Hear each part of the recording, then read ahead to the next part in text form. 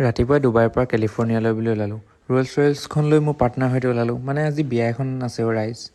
বিয়া মানে মোৰ ব্লগ 15টো চালে গম পাব কাৰ বিয়া। তাতে আজি ডুবাইত অসম বন্ধ। চ' আমি ট্ৰেইনতে যাবলৈ ওলালোঁ। চ' লেটছ গ' অ' ইয়ে। মোৰ পেহাই 16শ শতিকাতে গোটেই ট্ৰেইন আলিবোৰ বনাই দিছিল। তাকে আজি মই চাই গৈ আছোঁ। মই বনোৱা হ'লেতো ডায়মণ্ড দি বনাওঁ ন গাইজ। গৈ আমি কেলিফৰ্ণিয়াৰ তিতাবৰ ট্ৰেইন ষ্টেচনত নামিলোঁ। আমাৰ ডুবাইৰ নিচিনা আগবঢ়া নাই গাইজ।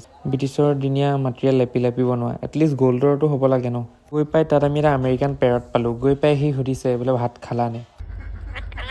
মই বোলো ভাত নহয় বিয়া খাম বিয়া।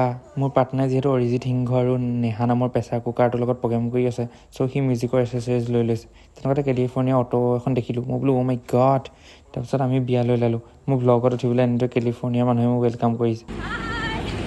এইফালে 70 কৰ'ৰ পেণ্ডেলত বহি মই সুৰংগৰ মাজেদি গৈ খাদ্যস্থলী পালোঁগৈ। যিহেতু মই master chef 78 winner, that's why first day মোকে টেষ্ট কৰিব মাতিছে। খাই বৈ আমি আকৌ ডুবাইলৈ বুলি ৰিটাৰ্ণ হ'লোঁ।